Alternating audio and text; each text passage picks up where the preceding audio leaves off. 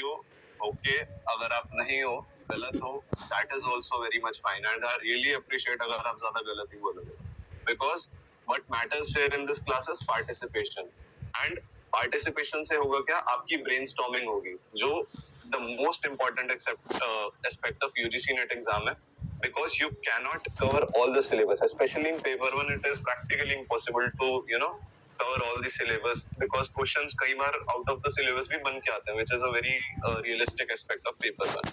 So what you need to develop is aptitude. आपकी personality, आपका intellect develop होना चाहिए, सोचना कैसे है, क्वेश्चन को अप्रोच कैसे करना है, उसको तोड़ना कैसे है, उसको समझना कैसे है, वो हम इस क्लास में सीखेंगे, ठीक है? बिकॉज जितने भी हम क्वेश्चन ज्यादा से ज्यादा I try to deal with all the questions in this class, but still these are not enough, ठीक है? सो क्वेश्चंस आप अपनी मर्जी से भी लगाएं, there are lot of books जिसको आप अप्रोच कर सकते हैं पेपर वन के लिए, ठीक है? बहुत से ऑथर्स हैं जिनकी आती है, देशा क्लासेस की आती है, यूजीसी नेट की टीचिंग की, देन हरप्रीत कौर है, अर्पिता कारवा है, सबसे फेमस केवीएस मदान है, these are the few good authors जो कि हैं। उसके अलावा पेपर वन के पीवाईक्यू बैंक्स भी आते हैं, तो उन बैंक्स को भी आप ले सकते हैं, अगेन केवीएस मदान का एक आता है, एंड टेक्स्ट बुक करके देयर इज अकेडमी, उनका आता है, ठीक है? सबसे अच्छा जो मुझे अभी तक पर्सनली लगा that is youth competition times, very comprehensive book of question bank. अभी तक जितने भी क्वेश्चंस आए होते हैं उसमें आपको बहुत डिटेल उनका डिस्कशन भी मिलेगा, आंसर्स मिलेंगे, एंड देन मेरे जो क्वेश्चंस हैं वो मोस्टली इन्हीं बुक्स से, मतलब कहीं ना कहीं किसी रिसोर्सेज से, पीवाईक्यू से, सबसे एक्यूमुलेट करके one of the finest questions I have collected for you, and वो आपको यहाँ पे देखने को मिलेंगे विद प्रॉपर डिस्कशंस, ठीक है? So I hope you got an idea कि क्लास कैसी होने वाली है. So be ready to unmute your mics and let's approach the questions. Okay, so yeah first question is, multiple testing instruments must be used for formative assessments. True or false? Quickly. Multiple testing instruments must be used for formative assessment. True. That's true. True. Okay. Formative assessment are used for providing credits. True or false?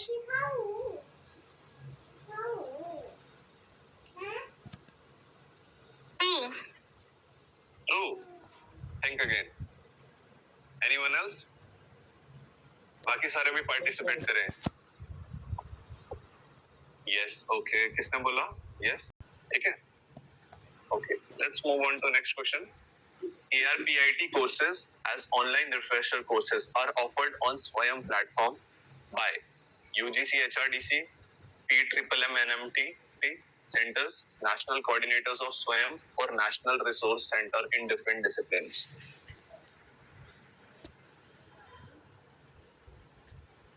बताइए. Option A sir, UGC. Sir हाँ जी, बताते जाइए. मुझे थोड़ा कम समझ आ रहा है क्योंकि हिंदी मीडियम से ना, इसलिए मेरे को थोड़ा कम समझ आ रहा है. अच्छा, अगर यहाँ पे मेरे जो क्वेश्चंस होंगे मोस्टली वो इंग्लिश लैंग्वेज में होंगे, क्योंकि मैं पर्सनली इंग्लिश लैंग्वेज में अप्रोच करता हूँ क्वेश्चंस को, just to make yourself easy. जितने भी हिंदी वाले बच्चे हैं, अगर आपको क्वेश्चन में कुछ समझ नहीं आ रहा, I am definitely here, I will translate that question to you, I will explain that question. But जैसे ये टर्म्स हैं ARPIT, स्वयं, ये सब हिंदी में भी सेम होंगे, ठीक है? बिकॉज ये गवर्नमेंट के डिफरेंट एवेन्यूज हैं, ठीक है, जिनके द्वारा कोर्सेज चल रहे हैं या डिफरेंट ऑर्गेनाइजेशंस हैं ये, ठीक है? क्वेश्चन कह रहा है कि ARPIT का जो कोर्स है, हाँ जी बताइए. Sir option 3. Option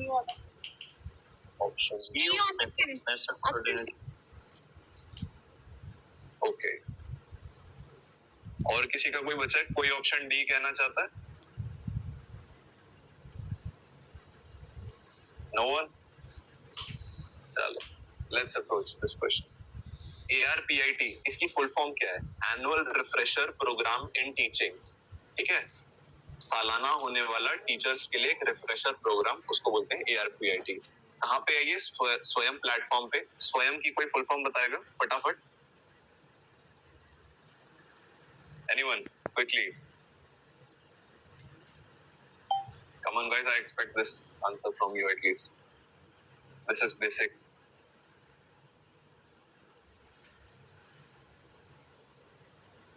No? फटाफट गूगल करो, फोन खोलो, गूगल करो स्वयं के, start brainstorming.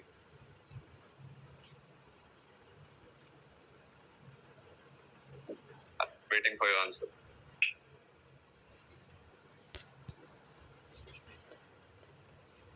Study webs of active learning for young aspiring minds. हाँ, दोबारा बोलो सबको धीरे धीरे. Study webs of active learning for young aspiring minds. Study webs of active learning for young and aspiring minds. This is the full form of SWAYAM. This is the very important topic that comes under teaching aptitude. I cannot emphasize this more, but इससे बनके इतने questions आते हैं that you cannot imagine. ठीक है? So one of the important topics MOOCs के अंदर आते हैं. ठीक है? MOOCs क्या होते हैं? Then again, quickly Google it. और आपको full form I am expecting पता होनी चाहिए बिकॉज आपने टीचिंग एप्टीट्यूड का. हाँ ठीक है. सो दीज कोर्सेज आर किसके द्वारा है? NRC. NRC is national resource centres. ठीक है. ये डिफरेंट डिसिप्लिन्स में टीचर्स के लिए एनुअल रिफ्रेशिंग कोर्स बनाते हैं. ठीक है. ये क्या है? NRC institution of higher learning identified by ministry of education. ठीक है. ये स्पेसिफिक सब्जेक्ट्स पे कोर्सेज को अपडेट करते हैं. किसके लिए? फैकल्टीज के लिए, बच्चों के लिए नहीं. ठीक है. अब जो इसमें बाकी भी वर्ड्स हैं, यूजीसी, एचआरडीसी, पीएमएमएम, एनएमटी, इनको भी देखते हैं ये सारे क्या है. So UGC university grants commission. HRDC क्या है? Human resource development centres. These are the centres for focus on faculty development.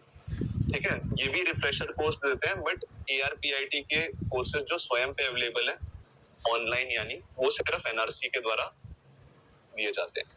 ठीक है. पीएमएमएम एनएमटीटी क्या है? Pandit Madan Mohan Malviya national mission on teachers and teaching. ये इसकी फुल फॉर्म है. तो ऐसे भी क्वेश्चन बन के आ सकता है कि ये एक्रोनिम दे दिया जाएगा, आपको फुल फॉर्म पूछ सकता है. So you should be aware of it.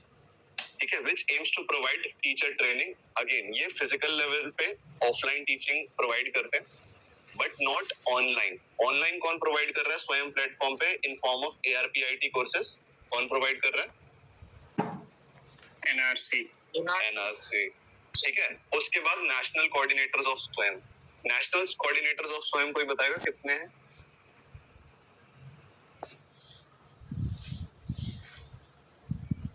अभी परसेंटेज 10 है sir.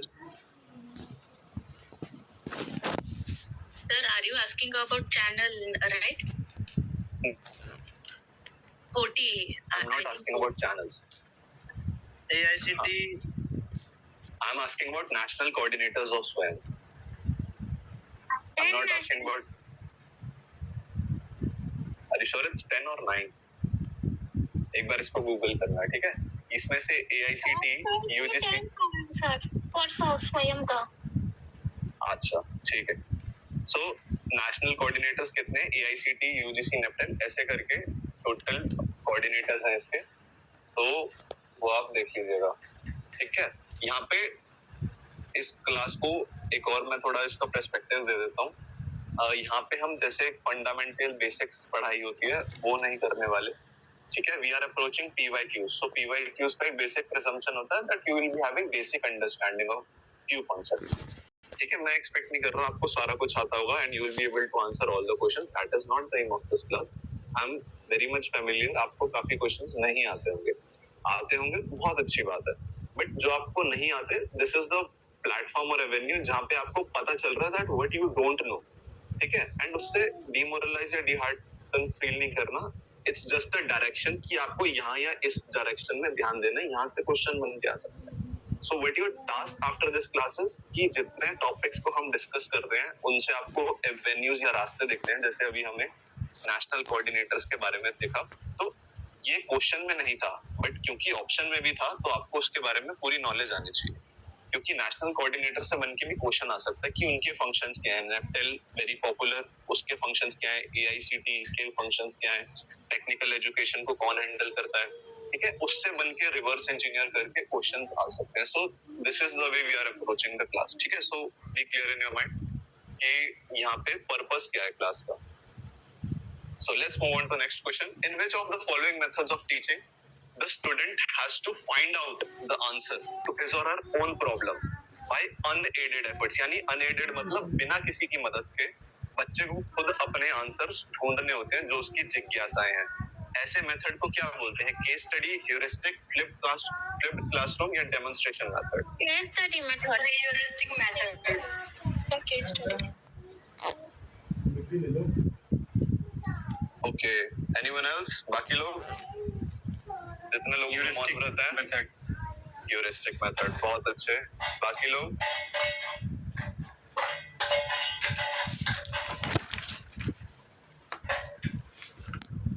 Okay, I'm sure you must studied different type of gauges. जो teaching methods या learning methods होते हैं. जैसे एक होता है Yes, sir. pedagogy. तो वो कौन से Pedagogy. हाँ बताओ. Pedagogy, andragogy and pedagogy. So pedagogy. So बताओ. this might come in pedagogy method and इसमें ये होता है सर कि इसमें जो लर्नर होता है, लर्नर जैसे उसको एक तरीके से हम ये भी समझ सकते हैं कि जो पेडागोजी मेथड है, first method which come for the kids, उसमें मेमोरी लेवल पे काम होता है. और जो दूसरा जो होता है एंड्रागोजी, उसमें आपका जो मेंटोर है लाइक टीचर, वो आपको एक टाइम पे हेल्प करता रहता है. बट इन ह्यूटागोजी आपका जो मेंटर है बस आपको गाइड करता है, बाकी लर्नर अपना इंडिपेंडेंट होता है. इसमें एंड्रागोजी एडल्ट्स के लिए होती है, जिसमें again adults self process learning कर रहे होते हैं. ठीक है, सेल्फ बेस्ड लर्निंग चल रही होती है. ह्यूटागोजी में एक वेरी इंपॉर्टेंट टर्म है स्कैफोल्डिंग. स्कैफोल्डिंग क्या होती है? जब बच्चा खुद ही अपने आंसर ढूंढ रहा है बट टीचर उसको थोड़ा थोड़ा हेल्प कर रहा है, एक जिसे कहते हैं टेम्पररी सपोर्ट, और धीरे धीरे वो सपोर्ट को हटा रहा है over the period of time, ताकि बच्चा ज्यादा से ज्यादा इंडिपेंडेंट इंक्वायरी कर सके to search for their questions and solve their problems. उसको बोलते हैं ह्यूटागोजी. ठीक है, उसके अंदर टर्म मैंने बताई स्कैफोल्डिंग, टेम्पररी सपोर्ट विद धीरे धीरे उस सपोर्ट को हटा देना, दैट इज स्कैफोल्डिंग. इस क्वेश्चन पे वापस आते हैं. स्टूडेंट क्योंकि अपने तरफ से आंसर ढूंढ रहा है, अनएडेड एफर्ट्स है, eventually that is the heuristic method. अच्छा, इसमें एक ऑप्शन दे रखा है फ्लिप्ड क्लासरूम मेथड. कोई बताएगा फ्लिप्ड क्लासरूम क्या होता है? इसमें वो रहता है ना सर, जैसे एक दिन क्लास आया, एक दिन घर से स्टडी करेगा ऑनलाइन मोड में. Not exactly, but somewhat we can say. Not exact definition of flipped classroom. Anyone else? अच्छा, मेरी क्लास में एक और छोटा है. आप फोन, आपके पास गूगल है, फटाफट क्विकली जब मैं गैप पीरियड होता है ब्रेनस्टॉर्मिंग करो, मगर साथ साथ आप गूगल यूज कर सकते हो. So it's not only I am leaving on to, पहले 10 सेकंड ब्रेनस्टॉर्म करो, दिमाग लगाओ. अगर नहीं मिल रहा, try to find it on Google, then we will discuss it as well. ठीक है, take your time quickly, 10 seconds. इतनी स्पीड और इतना टाइम मिलेगा नेट के एग्जाम में. सो यही अभी से अप्रोच करना शुरू करो क्वेश्चन को ऐसे. So in this method, the student already just go through with videos, lecture notes, online material, and then in the classroom he discusses with the mentor and just to do practical activities more. बिल्कुल ठीक. Flip classroom क्या होता है? Class को उल्टा कर देना. उल्टा कर देना कैसे?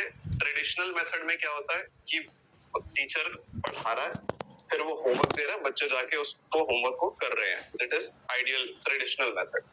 उसका उल्टा क्या हो जाएगा कि बच्चा जो क्लास में पढ़ना वो पहले ही पढ़ के आ रहा है घर से, उसके पास मटेरियल ऑलरेडी है, they are covering the topics, and उसके बाद क्या बचा? Discussion on the topic. Group discussion होगा, डिफरेंट टाइप्स ऑफ क्वेश्चनिंग होगी, या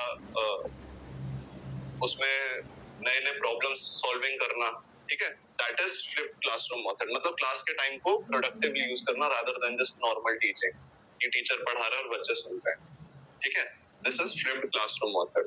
बाकी केस स्टडी और डेमोन्स्ट्रेशन REC, I'm assuming आपको आते होंगे. ठीक है, moving on. Which of the following types of courses have been emphasized to be introduced as per NEP 2020? MOOCs, BBC, value-based courses, current affairs, ability enhancement.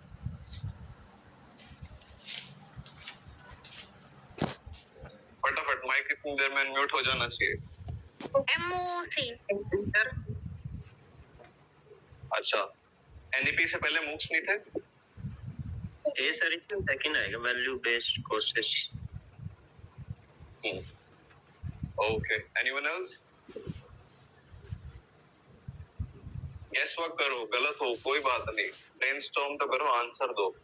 यहीं पे answer करने का confidence आएगा जो नेट के एग्जाम में काम आएगा. Get into the field of unknown.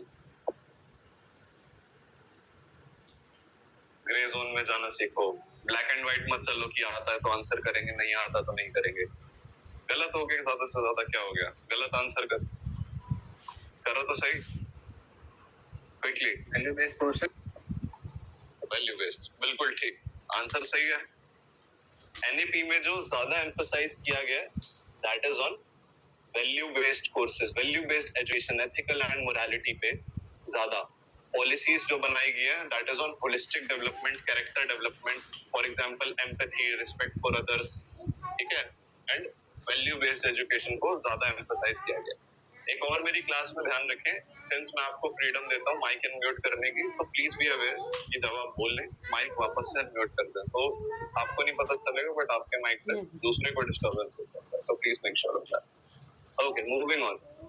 Where do the important aspects of learning including analysis, application, creativity and evaluation takes place?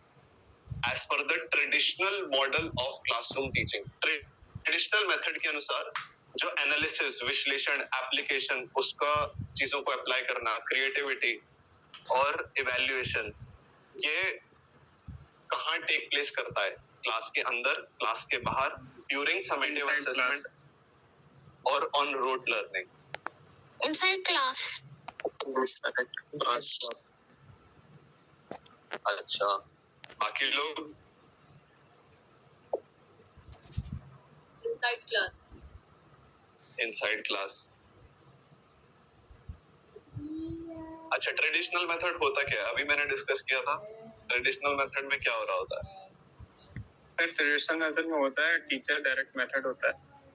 Teacher direct method होता है, टीचर पढ़ा रहा है और बच्चे सिर्फ सुन रहे हैं. आपने बोला था मेमोरी लेवल टीचिंग हो रही है. अब क्या मेमोरी लेवल टीचिंग में analysis, application, creativity will take place? Yes और no?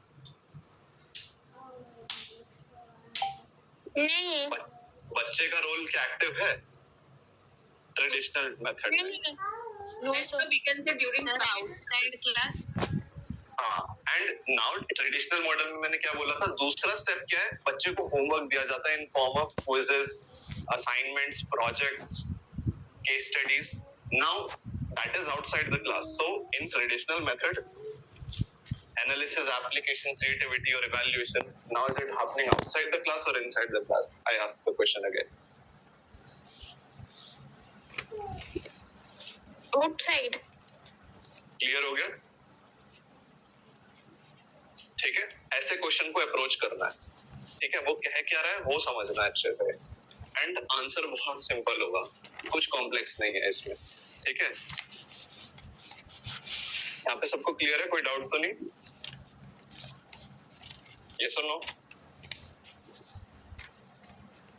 Okay, I'm assuming that no. No. ठीक है. Okay. Which of the following type of questions cannot be easily auto-graded? Auto-graded मतलब उसको मार्क्स दिए जा सके, grade दिए जा सके अपने आप कंप्यूटर के द्वारा by LMS सॉफ्टवेयर.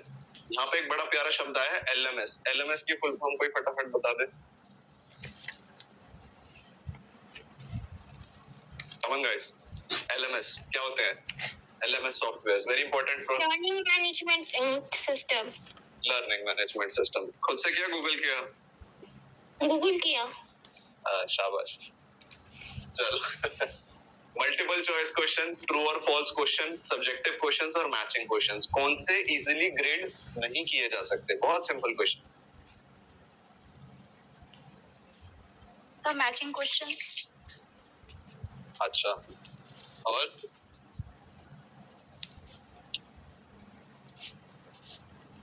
बाकी लोग? पूनम जी, सोनत जी, कुछ नई आवाजें सुनाइए। सर इसमें MCQ सर, MCQ वो ऑटो ग्रेड पूछ रहा है जो नहीं किए जा सकते इजीली, जो इजीली किए जा सकते। हाँ, फाइनली वही बात तक पहुंचा। सब्जेक्टिव क्वेश्चन में हम क्या लिखते हैं? अपना जो हमारे अंतर मन के भाव होते हैं उनको प्रकट करते हैं अलग अलग शब्दों के द्वारा, ठीक है। ऑब्जेक्टिविटी में क्या है कि ऑप्शन ए होगा, बी होगा, सी होगा या डी होगा। मैच द फॉलोइंग में भी आपने नेट के एग्जाम अगर देखे तो वो इन अ वे ऑब्जेक्टिव क्वेश्चन ही होता है, बिकॉज ए का 3, बी का 2, सी का 1, डी का 4, that is you have to select that option. It again comes under an objective format as well, ठीक है। ट्रू और फॉल्स क्वेश्चन अगेन, अगर फॉल्स है तो 0 स्कोर दे दिया, ट्रू है तो 1 दे दिया। That can be easily auto graded by a software, ठीक है। कंप्यूटर की लैंग्वेज ही बाइनरी होती है 0-1 कोडिंग की। Only subjective question is the question जिसमें एक्सपीरियंस टीचर लगता है उसको इवैल्यूएट करने के लिए कि बच्चा कह क्या रहा है, क्या बच्चे ने जो आंसर लिखा है वो ठीक लिखा है या नहीं लिखा। LMS सॉफ्टवेयर क्या भावनात्मक चीजों के पक्षों को इवैल्यूएट कर पाएगा या आपके विचारों को जो आपने एक्सप्लेन किए हैं अलग अलग भाषा में इन अ स्टैंडर्डाइज्ड वे?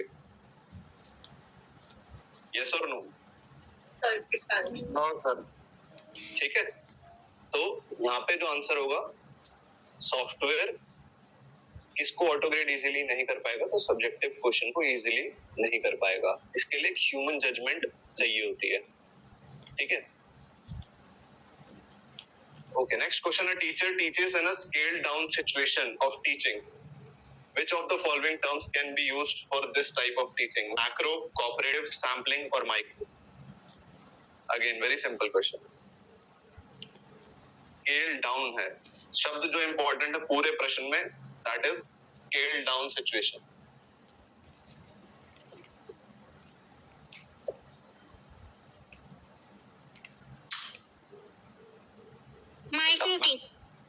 हाँ, माइक्रो टीचिंग, वेरी सिंपल। यहाँ मतलब कोई ज्यादा तर्क लॉजिक नहीं है, कॉमन सेंस का क्वेश्चन है, ठीक है। ज्यादातर आपके जो टीचिंग एप्टीट्यूड का यूनिट है वो 50-50 के रेशो में बटा हुआ है। 50% आपका थ्योरेटिकल जो हार्डकोर है, स्टैटिक है, उसमें से क्वेश्चन बन के आने की संभावना रहती है। जो बाकी का 50% है उसमें कॉमन सेंस बेस्ड क्वेश्चन बन के आने की संभावना रहती है, जो कि आप बेसिक तर्क लगाएंगे आप उसको अप्रोच कर सकते हैं। स्केल डाउन है तो माइक्रो हो जाएगा। अगर स्केल अप की बात कर रहा होता तो वो मैक्रो यानी बड़ा। माइक्रो मैक्रो आपने पहले इकोनॉमिक्स में कहीं सुना होगा, तो वो सेम उसकी टीचिंग में भी एप्लीकेशन है। बट मैं फिर डिफाइन कर देता हूँ माइक्रो टीचिंग होती क्या है। जब हम किसी छोटे ग्रुप को छोटे समय के लिए पढ़ाते हैं, 5-10 बच्चों को 5-10 मिनट के लिए पढ़ाया, ठीक है, एक पर्टिकुलर छोटे से टॉपिक पे उनका क्विक रिवीजन कराया, उनको इंट्रोडक्शन दिया, that is called micro teaching. Macro इसका बिल्कुल उल्टा, अ फुल स्केल टीचिंग है वेयर लेसन्स आर डिलीवर्ड। वो लार्ज ग्रुप, बड़े बड़े ग्रुप्स को जब पूरा 1-1, 2-2 घंटे का सेशन चलता है, लेक्चर चलता है, that is macro teaching. Different methods होते हैं उसमें, ठीक है, टीचिंग के। उसके अलावा जो और 2 टर्म्स है, सैम्पलिंग टीचिंग, ये आमतौर पे टीचिंग के फील्ड के अंदर यूज नहीं किए जाते। कोऑपरेटिव टीचिंग जो है ये सिमिलर है, टीम टीचिंग आपने सुना होगा। तो कोऑपरेटिव टीचिंग को टीम टीचिंग से द्वारा समझा जा सकता है जब 2 या 2 से ज्यादा टीचर्स कोलैबोरेट करते हैं to deliver a particular topic, ठीक है, that is called team teaching. Okay, which of the following is the national coordinator of MOOC for self paced courses on Swayam? Self paced courses जो है स्वयं portal पे, उनका national coordinator कौन है? AICTE, IGNOU sir. अच्छा, यहाँ स्वयं पे पूछ रहा है।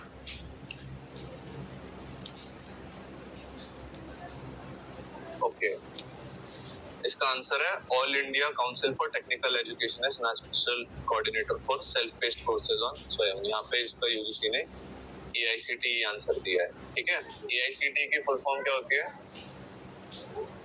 All India council for technical education. Okay, NPTEL की क्या फुल फॉर्म होती है? National portal for teacher education learning. ठीक है।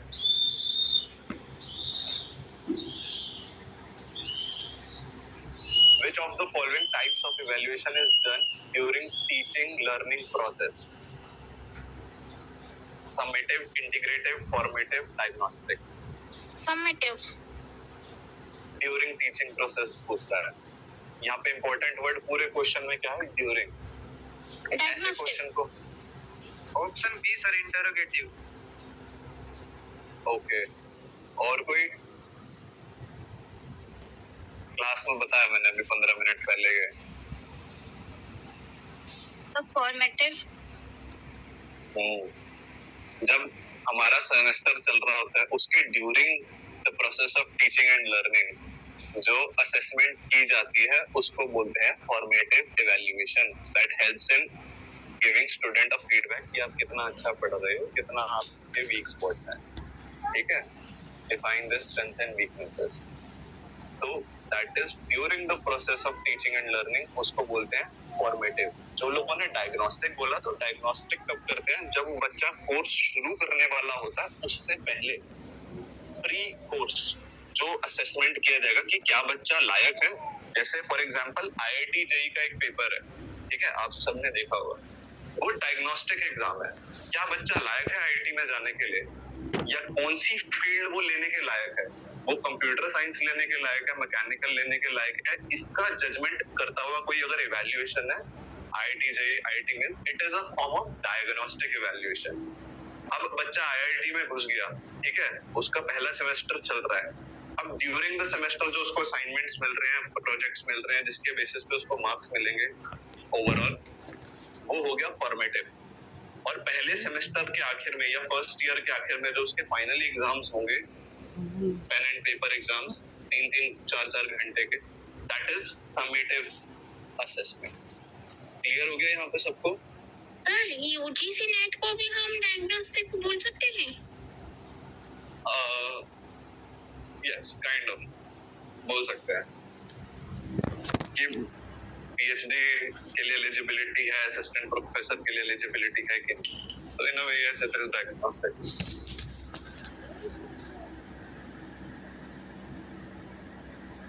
ओके, किसी और को तो कोई डाउट नहीं है अभी तक? क्लियर है all on this? Yes yes और no quickly? Yes okay, class की स्पीड ठीक है, ज्यादा तेज या स्लो तो नहीं हो रहा? सही है sir. Okay, next question. Due to which of the following disabilities learners have difficulty understanding concept of quantity and fractions? Quantity यानी गणित।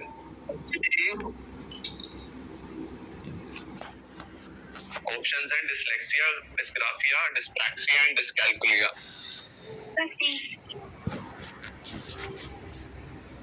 Dysgraphia. Yes, sir. Okay. बाकी लोग? Dyscalculia. Dyscalculia. Okay. बाकी? Yes, sir, dyscalculia. The answer will be dyscalculia. Okay. जो calculation numbers के understanding से दिक्कत आती है, दैट इज कॉल्ड डिस्कैल्कुलिया। ठीक है, एक न्यूरोलॉजिकल कंडीशन। आवाज कट रही, बाकी सबको भी कट रही है क्या? नहीं सर, सर आवाज सही आ रहा है सर। हाँ, आप अपना नेट चेक कर लीजिए एक बार, शायद वहाँ दिक्कत हो। ठीक है, ओके, बाकी भी देख लेते हैं डिसेबिलिटीज क्या क्या होती है। डिसलेक्सिया क्या होती है? Learning disability that affects reading and language. जब बच्चे को पढ़ने में दिक्कत आती है, शब्द पढ़ने में दिक्कत आती है, ठीक है, उसको बोलते हैं डिसलेक्सिया। डिस्प्रैक्सिया क्या होता है? जब बच्चे का मोटर कोऑर्डिनेशन यानी hand movements, leg movements, spatial awareness, अपनी सराउंडिंग्स के बारे में अवेयरनेस खराब हो जाती है, उसके हाथ पैर चलने कोऑर्डिनेशन में नहीं होते, जैसे बोलते हैं हैंड आई कोऑर्डिनेशन, वो ठीक नहीं होता, ठीक है, तो उसको बोलते हैं डिस्प्रैक्सिया। जब बच्चे को लिखने में दिक्कत आ रही होती है, पढ़ने में दिक्कत आ रही है डिसलेक्सिया, लिखने में दिक्कत आ रही है डिस्प्रैक्सिया। डिस्ग्राफिया क्या होता है? This condition affects writing skills such as handwriting, spelling and composition of words. तो praxis is a more gross motor skills में आ जाएगी, ठीक है, जब बच्चे का पूरा हैंड मूवमेंट, लेग मूवमेंट सब खराब हो रहा है। और डिस्ग्राफिया फाइन मोटर स्किल्स की बात कर रही है यहाँ पे, जब हैंड राइटिंग खराब है, स्पेलिंग खराब है, कंपोजिशन नहीं हो पा रहा शब्दों का, ठीक है, तो दैट इज डिस्ग्राफिया। तो ये है, और हमने जो मैथ्स के लिए पढ़ा that is dyscalculia. Different types of learning disabilities हैं, ये आ सकती है क्वेश्चन बन के। Okay, which aspect indicates the most relevant in decision making process according to Kohlberg's theory of moral development? Kohlberg theory of moral development में सबसे relevant क्या है in decision making process? The age of the child, knowledge of the law, influence of the friends and siblings, how the child arrives at conclusion. सबसे ज्यादा relevant क्या है?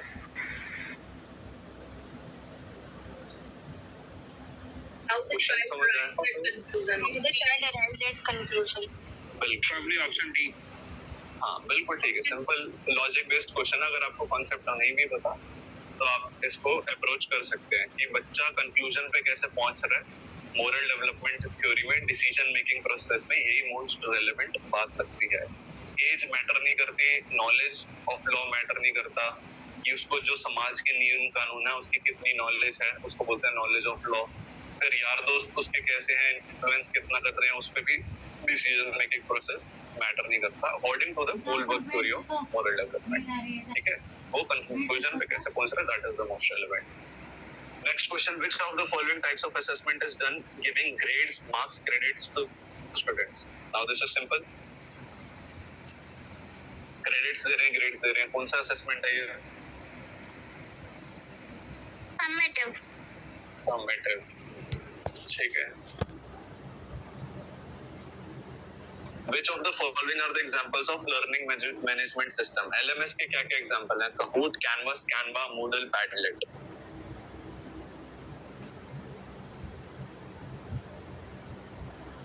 Option A. Option A, Canvas and Moodle. बाकी लोग नहीं आता guess को? Okay, Kahoot है, और बाकी लोग बताएं। बी ऑप्शन है, बी ऑप्शन है sir, A B C. A B C C. Canva LMS है?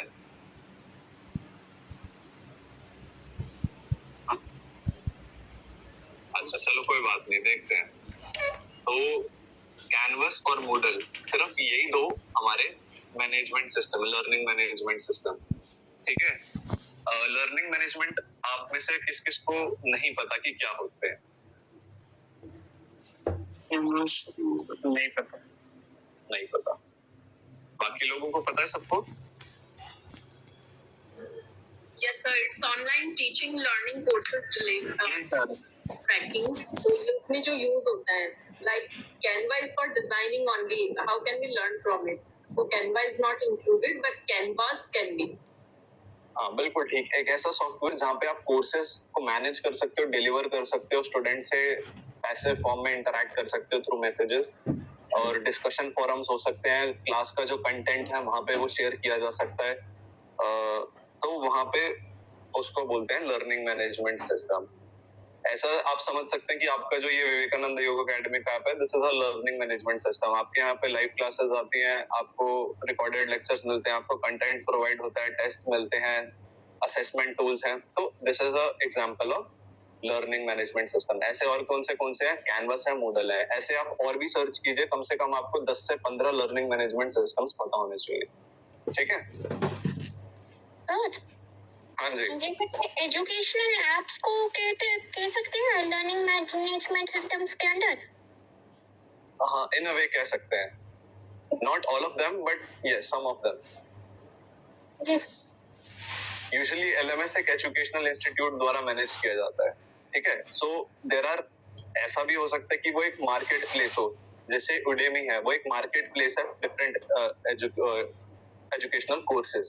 It is not managed by an educational institution. LMS, on the other hand, there is a difference, is managed by an educational institution. जैसे विवेकानंद योग academy का app Vivekananda योग academy को manage करती है, दूसरी कोई अकेडमी नहीं। और यहाँ पे आपको अकेडमी के कोर्स मिलेंगे और किसी के नहीं मिलेंगे, ठीक है। जैसे आपको इंजीनियरिंग का कोर्स यहाँ नहीं मिलेगा, सिर्फ योग का पेपर 1 का मिलेगा।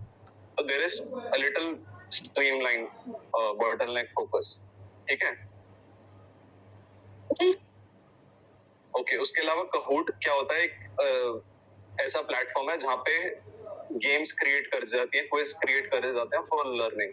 कैनवा, आप में से किसी ने बताया, कैनवा एक ग्राफिक डिजाइनिंग का टूल है, ठीक है। और पैडलेट क्या एक डिजिटल बोर्ड है जो कि कोलैबोरेशन में यूज किया जा सकता है फॉर शेयरिंग कंटेंट, ठीक है। It's not an LMS। Canvas और मूडल हमारे LMS है। Okay, next question. Which of the following are the interrelated phase created by John Keller for stimulating and sustaining learners' motivation in teaching and learning process? Attention, authority, relevance, confidence, satisfaction.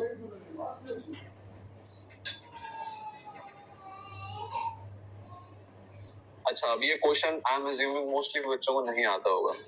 Yes और no? ठीक है।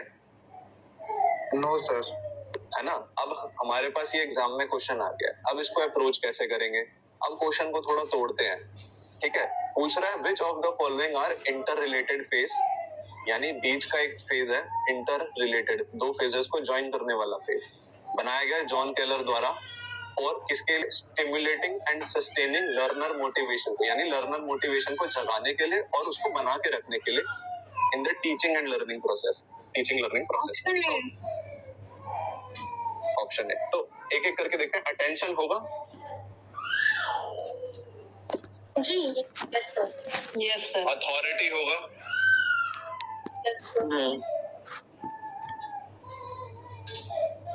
Authority यानी किसी पे जोर चला रहे हो, टीचर की बच्चे पे अथॉरिटी है, क्या वो बच्चे का मोटिवेशन के लिए जरूरी है? नहीं है। रेलेवेंस कितना है वो जरूरी है? Yes sir. बहुत जरूरी। कॉन्फिडेंस? जी ये सबसे जरूरी है। और सेटिस्फैक्शन? ये भी जी जरूरी है। तो अटेंशन जरूरी है, रेलेवेंस जरूरी है, कॉन्फिडेंस जरूरी है, सेटिस्फैक्शन जरूरी है, ठीक है। अथॉरिटी जरूरी नहीं है। तो हमारे ऑप्शन क्या क्या बैठ जाएंगे? ACDE, ऑप्शन नंबर ए, ठीक है। ऐसे क्वेश्चन को तोड़ तोड़ के इंसान के सॉल्व करना है, ठीक है। नहीं भी आता तो भी उसको सॉल्व करना है। तो 1 मिनट दो, 1 मिनट के अंदर अंदर क्वेश्चन की लैंग्वेज तोड़ के देखो, आपको आंसर 100% मिलेगा, ठीक है। अभी थोड़ा कॉन्फिडेंस आ रहा है क्वेश्चन को अप्रोच करने में, रिगार्डलेस वो नहीं आते तो भी। जी सर। हाँ, ये जरूरी है बस। The process of comparing a student's performance against his or her previous performance. एक बच्चे ने जो पहले परफॉर्मेंस किया था और अब जो किया है, तो पहले से उसका अच्छा है कि नहीं है, इस इवैल्यूएशन को क्या बोला जाता है? Diagnostic, summative, exhaustive, informal.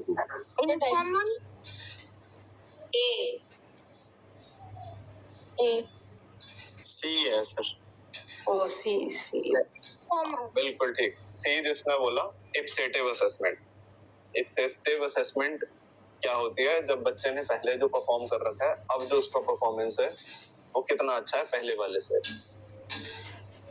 ठीक है, उसको बोलते हैं इप्सेटिव असेसमेंट। क्लियर हो गया?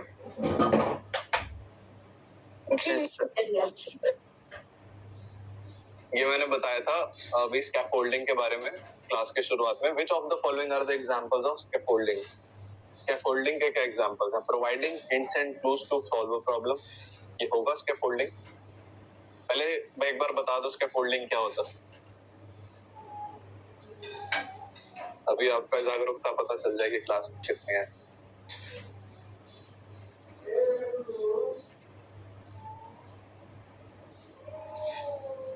Sir, it is making students capable to do their work in learning by themselves. थोड़ा थोड़ा पूरा नहीं है। स्कैफोल्डिंग चलो दोबारा सुन लो, अब ध्यान से सुनना। 2 शब्द इंपॉर्टेंट है। पहला शब्द टेम्पररी सपोर्ट बच्चे को देना, दूसरा धीरे धीरे उस सपोर्ट को हटाना। इस प्रोसेस को बोलते हैं स्कैफोल्डिंग। समझ आ गया? टेम्पररी सपोर्ट और धीरे धीरे उस सपोर्ट को हटाना। अब क्या providing hints and clues to solve a problem scaffolding होगा? यस सर, होगा। ठीक है। Allowing students to figure out problem on their own scaffolding होगा? Later yes. Providing the students with all the answers and solution to a problem क्या scaffolding है? नहीं बिल्कुल नहीं। Negative sir. Asking leading questions to guide the student thinking for yes, ये होगा sir. अब समझ आ रहा है? कॉन्सेप्ट पता है, आंसर अपने आप निकल के आ रहा है। A and B, then B answer. A and D होगा सिर्फ। अलाउइंग द स्टूडेंट्स बी क्यों नहीं होगा? अगर बच्चे को आप अपने आप ही सपोर्ट बिल्कुल भी सपोर्ट नहीं कर रहे, that is not scaffolding. Temporary support is the main word. Temporary support, hints दे रहे हैं, क्लूज दे रहे हैं, पूरा सपोर्ट, पूरा आंसर नहीं बता रहे ना, बिल्कुल सपोर्ट कर रहे हैं, ऐसा भी नहीं है। ठीक है, आधा अधूरा सपोर्ट है। तो हिंट्स क्लूज दे रहे हैं, दैट इज टेम्पररी सपोर्ट। फिर लीडिंग क्वेश्चंस पूछ रहे हैं, जैसे हम सोक्रेटिक क्वेश्चनिंग करते हैं, ठीक है, ये है तो ऐसा क्यों, ये है तो ऐसा क्यों, तो दैट इज स्कैफोल्डिंग। ठीक है, अब क्लियर हो गया स्कैफोल्डिंग क्या होती है? Yes sir. Okay. If the mobile number of your friend changes and you often continue to dial his former number, it is an example of positive transfer of learning, negative transfer of learning, zero transfer or bilateral transfer. Very important. Transfer of learning. Option B negative transfer of Negative transfer of learning. Transfer of learning. हाँ, positive transfer learning का example कोई बना के दे सकता है?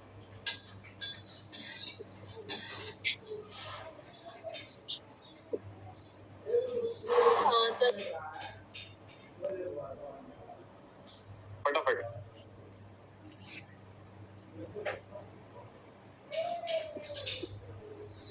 अब देखो यहाँ पे मैं अगर आंसर मैं खुद एक एग्जांपल दे दूंगा और फिर पूछूंगा कि ये है क्या नहीं, आप सारे बता सकते हो। बट आप एग्जांपल बना रहे पाना पड़ रहा है तो फिर आपको दिक्कत आ रही है। ठीक है, एक अंडरस्टैंडिंग कॉन्सेप्ट की तब पता चलती है जब आप खुद उसके एग्जांपल्स बना सको। अब जैसे मेरे को संस्कृत आती है तो मेरे को योग सूत्र याद करने में इजी पड़ रहा है, आसानी हो रही है। This is an example of positive transfer of learning और negative transfer of learning. Positive. Positive बोलता, कुछ मुश्किल नहीं था इसमें, सबने आंसर कर दिया। अच्छा, जीरो ट्रांसफर ऑफ लर्निंग क्या होगा? हाँ, मुझे बिल्कुल भी संस्कृत नहीं आती है और मैं योग सूत्र अगर लेके बैठती हूँ तो कुछ समझ नहीं आ रहा है। मेरा बैकग्राउंड साइंस है और मुझे योग सूत्र लर्न नहीं होते बिकॉज़ मैंने कभी संस्कृत नहीं पढ़ी। हाँ, this is zero transfer of learning कि साइंस आती है और योग सूत्र पढ़ना पड़ रहा है, तो कोई लेना देना नहीं है दो चीजों का, तो there is no effect. Science कुछ कर ही नहीं सकती उसमें और that is not going to define कि आप योग सूत्र कितने अच्छे से पढ़ पाओगे। कुछ साइंटिस्ट बहुत अच्छे से कर लेंगे, कुछ साइंटिस्ट बिल्कुल नहीं कर पाएंगे। So there is no correlation in the learning और in the effect of learning. ठीक है, that is zero transfer of learning, कोई इफेक्ट ही नहीं है।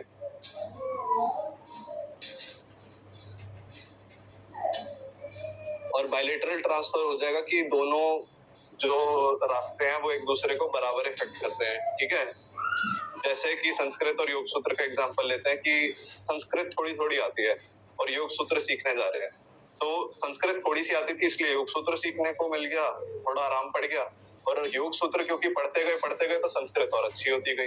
तो टू वे प्रोसेस, इसको बोलते हैं बायलैटरल ट्रांसफर ऑफ लर्निंग। ठीक है, इसको ऐसे कोरिलेट कर सकते हैं। अभी जो मैंने साइंस बैकग्राउंड का एग्जांपल दिया, लाइक मैंने दोनों पे कमांड कर ली। Being a science student, still I got command on Yoga Sutra. Still is not the correct word because there is no two-way process in this. Two-way process तब होगा, इसको ऐसे आप डिफाइन करते हैं अगर आप एग्जाम्पल को कि साइंस के स्टूडेंट थे आप, योग सूत्र पढ़ने गए, तो योग सूत्र साइंस की अंडरस्टैंडिंग थी, मेटाफिजिक्स अच्छे से समझते थे, इसलिए योग सूत्र के आप मेटाफिजिक्स को अच्छे से समझ पाए।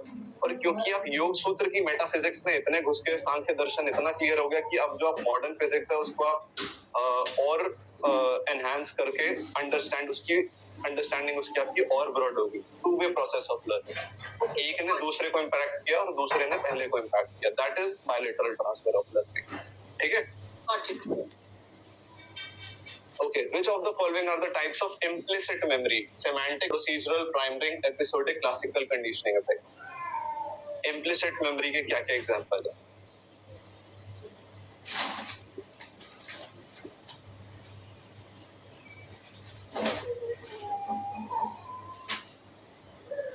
Okay, let's discuss this question. सबसे पहले implicit में आएगा semantic memory.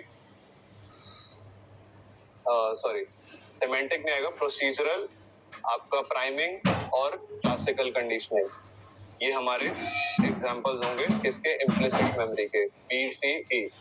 ठीक है, उसके अलावा सेमेंटिक और एपिसोडिक जो होते हैं वो किसके एग्जांपल होंगे?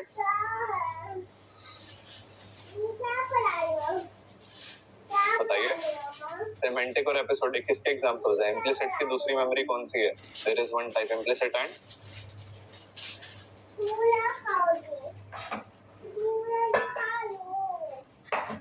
एक्सप्लिसिट।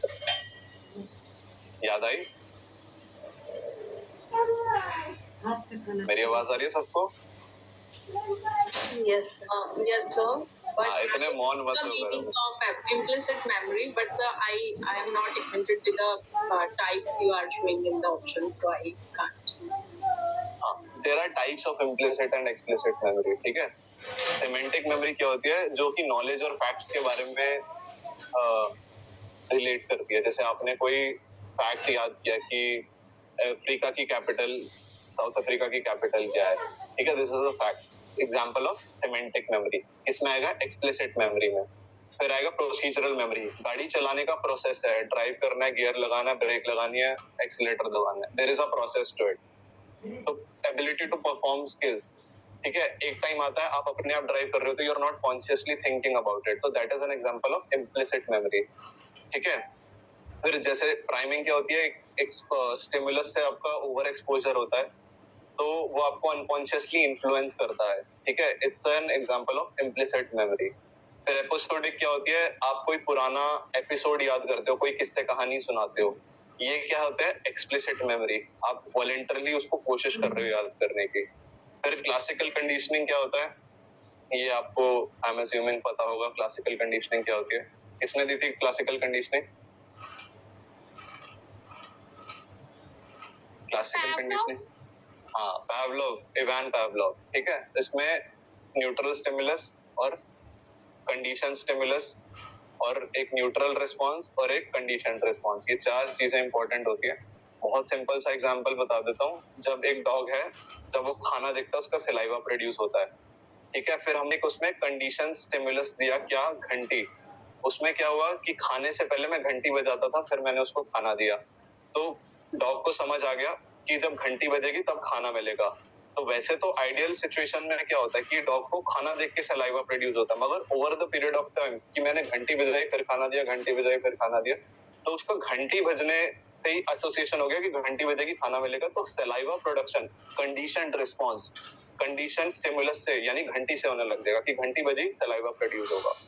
ठीक है, this is a very quick example of classical conditioning. हाँ जी, जैसे कि प्रोसीड्यूरल मेमोरी में, जैसे कि हम खाना बना रहे हैं लेकिन रेसिपी याद करके हम बना रहे हैं, तो देख के तो ये आएगा प्रोसीड्यूरल में। नहीं देख के बना रहे फिर प्रोसीजरल कैसे आ जाएगा?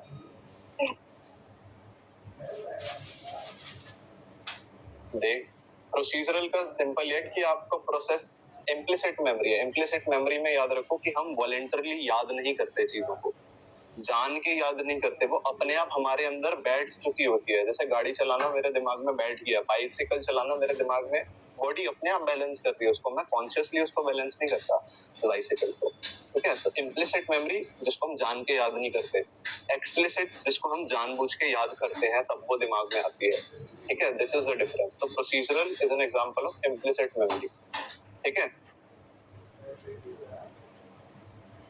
ओके,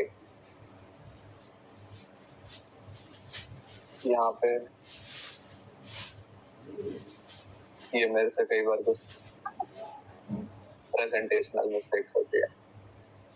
Regardless, आपने आंसर देख लिया होगा, but still we'll discuss the question. When competent readers encounter new sentences in the native language, they read them automatically. Is an example of high road transfer, near transfer, low road transfer, far transfer.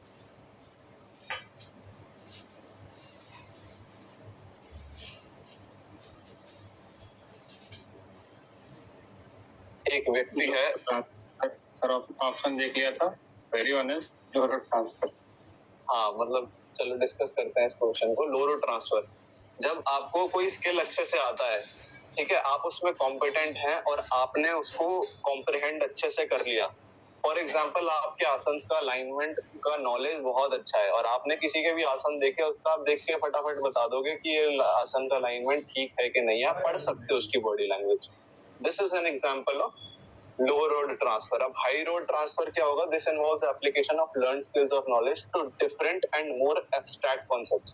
जैसे कि हम बात कर रहे थे योग सूत्र और साइंस की, तो साइंस की नॉलेज है उसको योग सूत्र के मेटाफिजिकल कॉन्सेप्ट में अप्लाई करना, डेलिबरेटली थॉट करना, अप्लाई करना, रिफ्लेक्ट करना is an example of high road transfer, ठीक है। और नियर ट्रांसफर का एग्जांपल क्या हो जाएगा? नियर ट्रांसफर में क्या होता है? जब सिमिलर सिचुएशन में अप्लाई किया जाता है, जैसे हठ योग का ज्ञान है उसको राजयोग में अप्लाई किया, ठीक है, और या फिर राजयोग का ज्ञान है उसको हठ योग में अप्लाई किया, तो वो हो जाएगा नियर रोड ट्रांसफर। और फार रोड ट्रांसफर क्या है कि जब दो डिसिप्लिन आपस में इंटर रिलेटेड नहीं है बट हम उनको रिलेट करने की कोशिश कर रहे हैं, जैसे इकोनॉमिक्स और योग, एज सच कोई कोरिलेशन है, बट अगर हम उसका एस्पेक्ट जोड़ने को जाएं तो वो बन के निकल के आ सकता है इकोनॉमिकल एस्पेक्ट्स ऑफ योगा, ठीक है। योगा इंडस्ट्री के इकोनॉमिक्स क्या है, कितने $1 बिलियन इंडस्ट्री है, ठीक है, ग्रो कितना रेट से करने वाली है, तो देयर इज फार ट्रांसफर, ठीक है। तो डिफरेंट टाइप्स ऑफ ट्रांसफर्स आपको आने चाहिए, क्या क्या होता है। Okay, now a little more basic level questions आएंगे अब थोड़े से। In VARK model of learning, A stands for auspicious, augmentary, authentic, oral.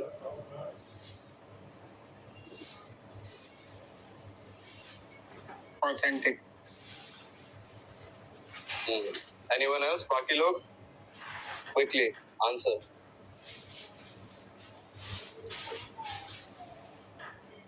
वार्क मॉडल होता क्या है, किसी को पता है? यस और नो? नहीं पता तो देन विल क्विकली डिस्कस। अच्छा, एक लर्निंग मॉडल होता है जिसमें 4 तरीके के लर्निंग स्टाइल्स होते हैं, विजुअल, ऑडिटरी, रीडिंग और काइनेस्थेटिक। ये सुना है? यस सर, सुना तो है। उसको ही वार्क मॉडल बोलते हैं। अब जो ए से स्टैंड होता है विजुअल, उसके बाद आता है ऑडिटरी, यानी सुनने से जो लोगों को याद होता है उसको बोलते हैं ऑडिटरी। उसका एक और वर्ड है ओरल, सेम मीनिंग होता है, कान से सुनने द्वारा चीजों को याद करना। तो यहाँ पे जो ए स्टैंड कर रहा है वो किसके लिए कर रहा है? ओरल यानी ऑडिटरी, ठीक है। विजुअल जो देख देख के चीजों को याद करते हैं, पिक्चर्स, मूवीज, डायग्राम्स। ओरल जो लोग oral like starting from the ए और ओरल स्टार्टिंग फ्रॉम द ओ, कौन सा वाला? मतलब इसमें स्टैंड तो खैर ये ए के लिए कर रहा है, लेकिन वो क्या ओ से भी रिलेट कर सकते हैं, ओरल से भी? ओरल में ORAL नहीं है, AURAL है। ओरल यानी ऑडिटरी शब्द से बना है ओरल, ठीक है। AURAL, it's not ORAL।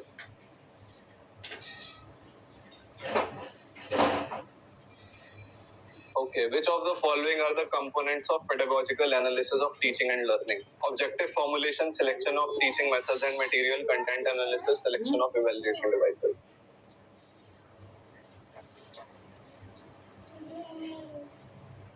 Let's pick one option and then decide कि ये है कि नहीं. Objective formulation होगा कि नहीं होगा? Components of pedagogical analysis. Yes or no? Option B. Okay. Selection of teaching methods and materials. Yes or no? Yes. हाँ. Content analysis, क्या पढ़ाना है उसका analysis content का pedagogical method में आएगा. वो आएगा, बिल्कुल आएगा. उसके बाद हमारा सिलेक्शन ऑफ इवैल्यूएशन डिवाइसेस, किस मेथड के द्वारा हमने इवैल्यूएट करना है, क्या क्या डिवाइसेस लगेंगे, कंप्यूटर बेस्ड इवैल्यूएशन है, पेन एंड पेपर टेस्ट है, जो भी इवैल्यूएशन मेथड है. तो ये सारे ऑप्शंस हमारे पेडागोजिकल एनालिसिस में. Option C. हाँ, हमारे सारे ऑप्शंस आएंगे पेडागोजिकल एनालिसिस में. ठीक है. Objective formulation, selection of teaching methods and materials, content analysis and selection of evaluation devices. Next question is, which of the following is the major objective of education?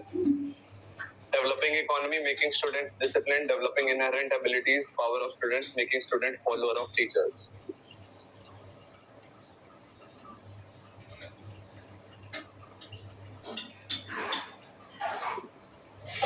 Very simple question. Option C. Option C. In which of the following teaching models the learner is mostly self-directed and is responsible for his or her own learning? Andragogical, pedagogy, flipped classroom, reflective teaching. Andrology.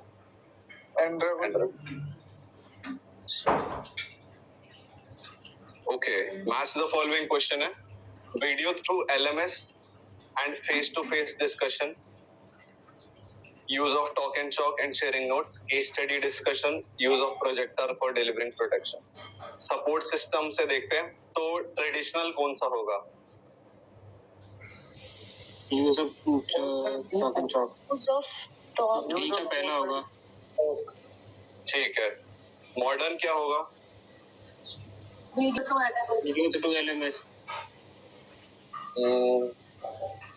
Use of projector. Sorry modern. So use of projector in class. तो फिर ICT क्या होगा? This is use of projector. ICT होगा, use of projector. चलो यहाँ से चलते हैं. अब हाइब्रिड एंड ब्लेंडेड क्या होगा? Case study and discussions.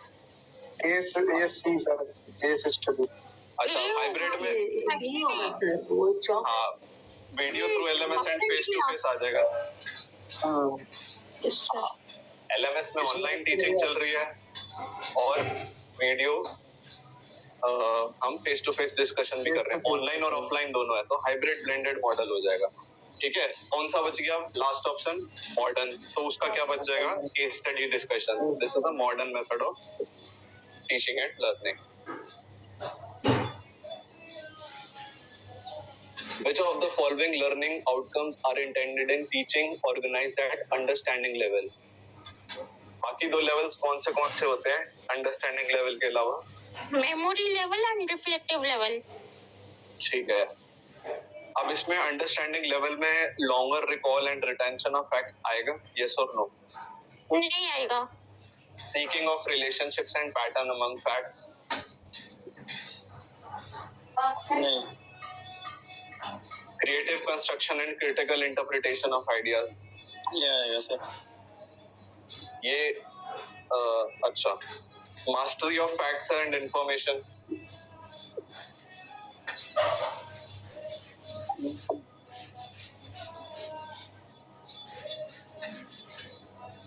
Anyone? किसी को लग रहा है क्या आएगा? नो? अच्छा, चलो देखते हैं. देखो, दो हमारे जो ऑप्शंस है, ऑप्शन नंबर ए और डी. पहला क्या है? Long recall of and retention of facts and mastery of facts and information. ये दोनों किसकी बात कर रहे हैं? हमारे मेमोरी लेवल ऑफ टीचिंग की. यहाँ तक क्लियर है? अब ऑप्शन सी को देखते हैं.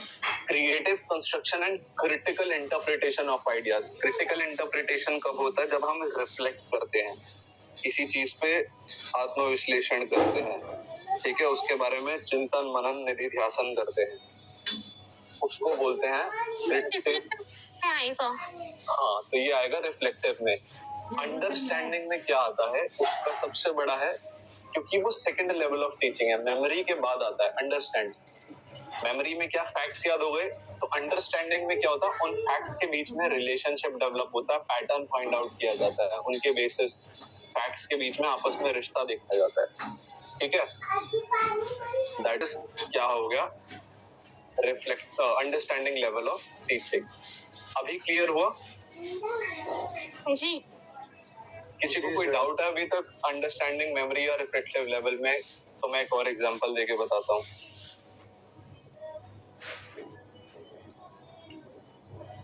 मौन मत धरा करो मेरी क्लास में, मौन रहना, बोलते रहो। यस और नो? चलो सुनो, देखो 3 लेवल्स होते हैं, मेमोरी, अंडरस्टैंडिंग और रिफ्लेक्टिव। ठीक है, योग के बच्चे तो योग की बात करेंगे। ठीक है, योग सूत्र को लेते हैं। मेमोरी लेवल में क्या है, अगर आप योग सूत्र को मेमोराइज कर रहे हैं, दैट इज मेमोरी लेवल। ठीक है, अंडरस्टैंडिंग में क्या आएगा, जब आप 2 योग सूत्र के बीच में रिलेशनशिप डेवलप करते हैं। ठीक है, जब हम समाधि के अलग अलग सूत्र पढ़ते हैं, तो उनमें जब हम रिलेशन डेवलप करते हैं कि ये वाली कौन सी है, ये वाली कौन सी है, कौन सी का लेवल किससे ज्यादा है, किसका कम है। ठीक है, और कलेश के बारे में जब हम अंडरस्टैंड करते हैं, 5 कलेशों को अंडरस्टैंड करते हैं दूसरे के साथ, फिर कलेश को अंडरस्टैंड करते हैं अष्टांग योग के साथ कि अष्टांग योग कैसे हेल्प कर रहा है इसको कम करने में। ठीक है, तो वो आ गया अंडरस्टैंडिंग लेवल। अब योग सूत्र से बाहर चलते हैं, जब हम मेटाफिजिक्स को डिस्कस कर रहे हैं, ठीक है, रियल लाइफ मोरालिटी को डिस्कस कर रहे हैं, एम्पैथी को डिस्कस कर रहे हैं, किसके कॉन्टेक्स्ट में, योग सूत्र के कॉन्टेक्स्ट में। तो ये जब तक हम रिफ्लेक्ट नहीं करेंगे, मोरल्स को, डिसिप्लिन को डिस्कस कर रहे हैं, लाइफ डिसिप्लिन को कैसा होना चाहिए एक जीवन का, दिनचर्या, आचर्या and everything in context of use, तो जब तक हम उस पर रिफ्लेक्ट नहीं करेंगे मेरे लाइफ में उसका एप्लीकेशन कैसे है, तो वो आ गया रिफ्लेक्टिव लेवल ऑफ टीचिंग। ठीक है, ये एक सिंपल सा एग्जांपल है मेमोरी लेवल, अंडरस्टैंडिंग लेवल और रिफ्लेक्टिव लेवल ऑफ टीचिंग का।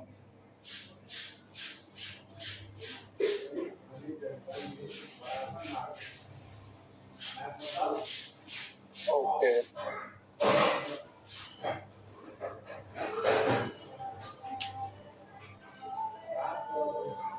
नेक्स्ट क्वेश्चन में चलते हैं। Arrange the following 5 elements of pedagogy by Herbart: generalisation, presentation, association, preparation और एप्लीकेशन। हर्बर्ट ने 5 एलिमेंट दिए थे पेडागोजी के, उनको अरेंज करना है करेक्ट सीक्वेंस में।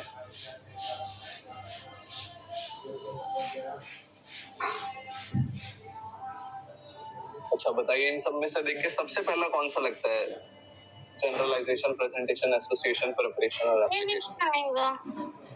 प्रिपरेशन है, प्रिपरेशन के बाद आ जाएगा हमारा प्रेजेंटेशन, जो प्रिपेयर किया उसको प्रेजेंट करेंगे। ठीक है, प्रेजेंट करने के बाद हम जो प्रेजेंट करा है उसके बीच में एसोसिएट यानी रिलेशनशिप डेवलप करेंगे।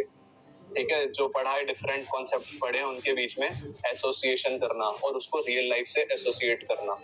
अब जो एसोसिएशन हो गया, उसके बाद जनरलाइजेशन करेंगे, आम जनता, आम पॉपुलेशन में उसका जनरलाइजेशन देखेंगे कि कैसे उसको जनरलाइज किया जा सकता है, सबकी लाइफ में उसका क्या कैसे जनरलाइज किया जा सकता है। और फिर जनरलाइजेशन के बाद लास्ट हमारा आएगा एप्लीकेशन, कि जो सबकी लाइफ में किसी न किसी रूप में कॉन्सेप्ट आ रहा है उसको एप्लीकेशन कैसे कर सकते हैं, अप्लाई कैसे कर सकते हैं।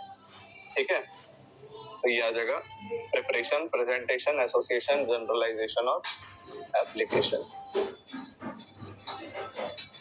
ओके, और the list of 4 quadrants of स्वयं कौन से हैं? सेल्फ असेसमेंट है,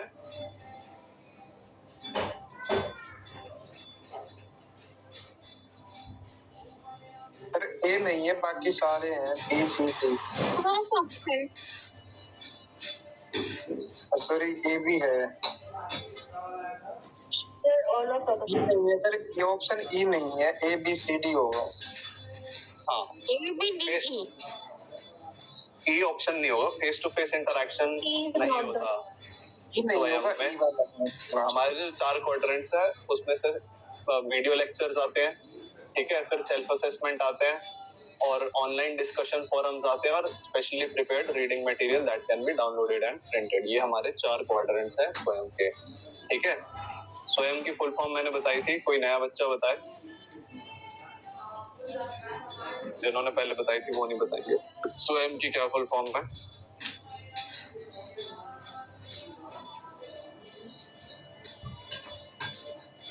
quickly. Study webs of active नहीं लर्निंग। नहीं, आपने नहीं बताना, कोई और। Sir, study waves of active learning for young and aspiring.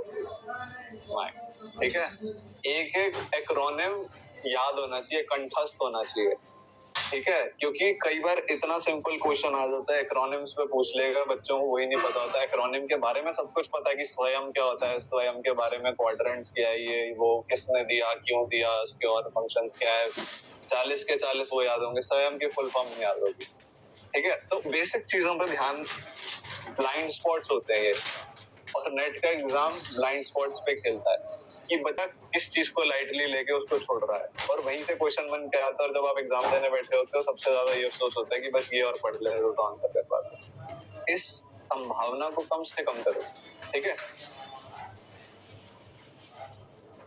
According to Bloom's taxonomy of educational objectives, which are the category of cognitive domain, receiving, application, organization, valuing, or knowledge?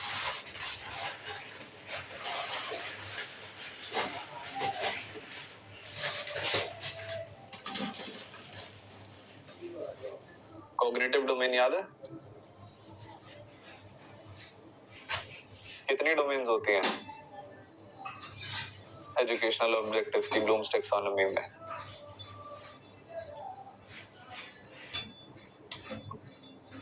एकदम ऐसा मौन मत हो, ऐसा लगेगा कुछ पढ़ा ही नहीं है। लेकिन ऑप्शन में गेस कर सकती हूँ, सी ऑप्शन गेस कर सकती हूँ, सी एंड डी।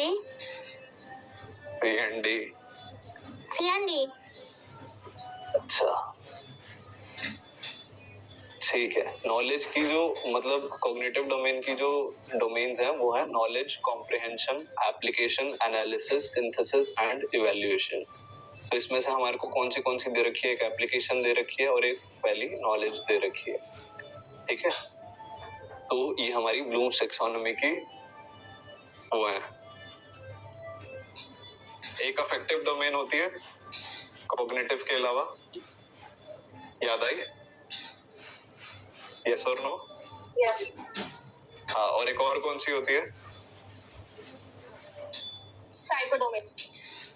साइको या साइकोमोटर? Psychomotor. हाँ, डोमेन को साइको बना दिया। चलो ओके,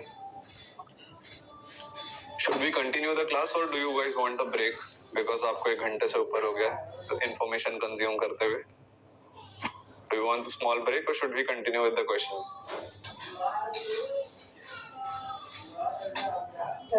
कितना अभी? बेटा क्वेश्चन बहुत है, क्वेश्चन की टेंशन मत लो, अभी हम 1-2 घंटा और जा सकते हैं। बट आप लोग अपनी वो कैपेसिटी देखो कि इंफॉर्मेशन ऐसा ना हो कि इंफॉर्मेशन ओवरलोड हो जाए। आई कैन गो ऑन, ठीक है, इसलिए मैं आप लोगों से पूछ रहा हूँ कि अभी ब्रेन गर्म तो नहीं हो गया, इंजन गर्म तो नहीं हो गया, कैपेसिटी है, या फिर छोटा सा 2 मिनट का ब्रेक चाहिए? हाँ 1 घंटे से ज्यादा हो गया सर, अभी कंटिन्यू ज्यादा ही हो रहा है। अच्छा, तो 1 मिनट का ब्रेक लो फटाफट, ठीक है, स्ट्रेच करो, रिलैक्स करो, take a deep breath and we will start within 1 minute again, ठीक है।